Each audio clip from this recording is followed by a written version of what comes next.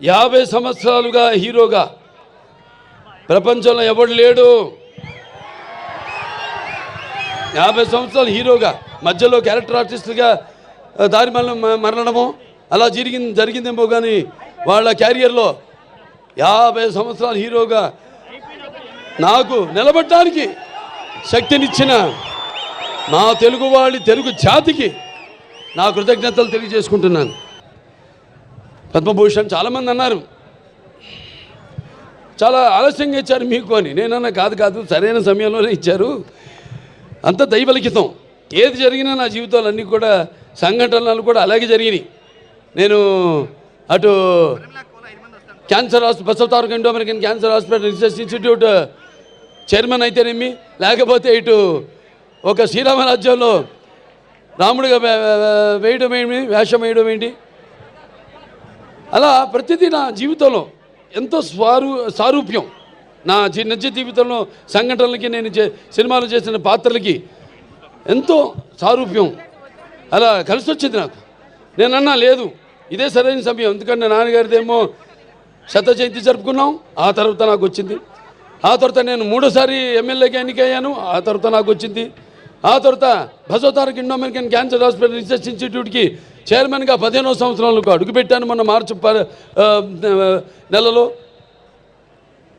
ఆ తర్వాత నాకు వచ్చింది. అలాగే 4 సినిమాలు వరుసగా హిట్లో, అఖండ కానీ లేకపోతే వీరసింహారెడ్డి కానివ్వండి, నెలకొండ భగవంత్ కేసరి కానివ్వండి, ఆ తర్వాత డాకు మహారాజు కానివ్వండి, 4 సినిమాలు హిట్ల తర్వాత దాని తర్వాత ఆ విషయానికి వస్తే కనుక నేను వచ్చిన కొత్తలో డెఫినెట్లీ నన్ను డిసప్పాయింట్ చేస్తూనే ఉన్నారు.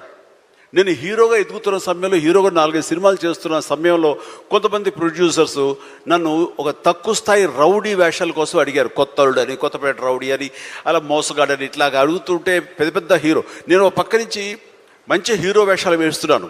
కొన్ని యాంటీ హీరో అయి ఉండొచ్చు, but hero lead man characters వేస్తుంటే ఎక్కడో డిసప్పాయింట్మెంట్ ఉంటుంది. అబ్బా ఏంటి నేను హీరోగా పాజిటివ్ క్యారెక్టర్గా చట్టాన్ని కళ్ళలేవు ఇలాంటి సినిమాల్లో హీరోగా చేస్తుంటే నన్ను చిన్న రౌడీ వేషాలు ఏమంటున్నారు, నా జీవితం అయిపోతుంది, ఇలా కాదు కదా అని అనుకునే పరిస్థితి, వాళ్ళకి ఎదురు చెప్పలేని పరిస్థితి. కానీ లోపల ఒకటే ధైర్యం, ఎన్ని వేషాలైనా వేయనివ్వండి, ఎటువంటి వేషాలు వేయనివ్వండి, నేను ఖచ్చితంగా అలాంటి వాటి కోసం ఎదురు చూస్తాను, అలాంటి ఖచ్చితంగా వస్తాయని ఒక దీక్ష, ఒక నమ్మకం నాకు. ఆ నమ్మకం నిలబెట్టింది. అండ్ ప్రేక్షకులు, నేను చిన్న విలన్ పాత్ర 2-3 సార్లు సినిమాలు వేసినా సరే అందరూ కూడా చమక్లా మరిచేవాడిని, ఆకర్షించుకునేవాడిని. ఇడెవడో భలే చేస్తున్నాడు, శబాష్, నెక్స్ట్ పిక్చర్ ఎత్తుంది చేయాలి, అండ్ ఇతను సాంగ్స్ బాగా చేస్తాడు, ఈ సాంగ్స్ పెట్టి ఇతను హీరోగా చేయాలంటూ ప్రేక్షకుల చేత నేను మనల్ని పొంది, ప్రేక్షకులు సినిమా ఇండస్ట్రీలో ఉన్నటువంటి ప్రొడ్యూసర్ని, డైరెక్టర్ని నన్ను ఖచ్చితంగా పెట్టుకుని తీసేలాగా చేశారు. కాబట్టి ప్రేక్షక దేవుళ్ళకి ఎప్పుడు నేను రుణపడి ఉంటాను. అది నా ఒక అధ్యక్ష, నా కాన్ఫిడెన్స్ వాళ్ళని రీచ్ అయింది. నేను చెప్పుకోకర్లా, నువ్వు చేసే చిన్న పాత్ర పెద్ద పాత్ర సరే, నువ్వు చేసే దాంట్లో నీ కన్విక్షన్, నీ యొక్క హావభావాలు, నీ హుషారు వాళ్ళని ఎక్కడో తెలియకుండా రీచ్ అవుతుంది. సైకిల్ కుర్రాడు అంటారు మనూరు పాండవులు, అది 5 మందితో పాటు నేను ఒక కుర్రవాడిని. వాళ్ళకంటే పెద్ద క్యారెక్టర్ నాకు లెంగ్త్ ఏమి లేదు, వాళ్ళకంటే స్ఫురద్రూపం కాదు.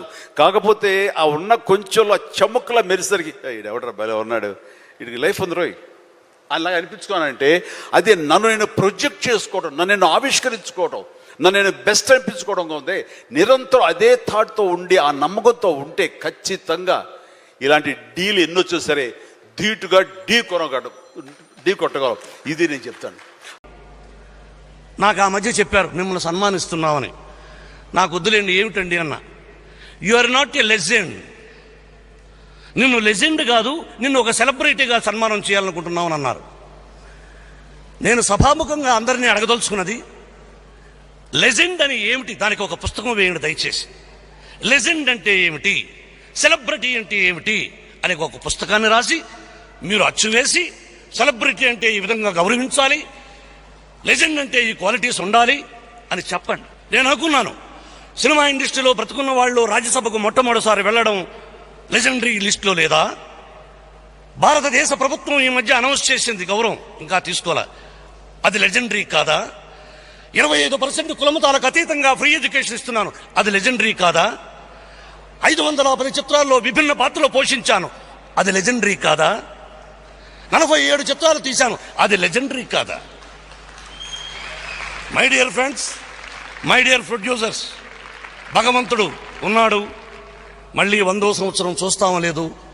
నిత్యం సన్నిహితో మృత్యు కర్తవ్యో ధర్మ సంగ్రహ అన్నారు. ప్రతిక్షణం మృత్యువు వెంటాడుతూ ఉంటుంది, ఎప్పుడు పోతామో తెలియదు. మనకు దురుద్దేశాలు లేకుండా మంచి ఉద్దేశంతో, సదుద్దేశంతో మంచి పనులు చేయండి, సన్మార్గంలో ఉండండి. కృష్ణరాజు గారు లెజెండరీ కాదా? ఆయన లెజెండరీ కాదా? కృష్ణరాజు గారిని ఇలా నిలబెట్టారు, ఒక దండ వేశారు, కొన్ని 100 దండలు వేశారు అభిమానులు కృష్ణరాజుకి. మరి ఇది న్యాయమా? మరి విజయ నిర్మల గారు ఆవిడ 50 చిత్రాలు తీస్తే ఆవిడ క్లిప్పింగ్స్ వేరటండి, ఆవిడ తీసుకొని కూర్చోబెట్టి గార్లెండ్ వేద్దామా వద్దా అనుకుంటారటండి. Yes, I will ask all these things because film industry is not for one body, ఒక్కరిది కాదు.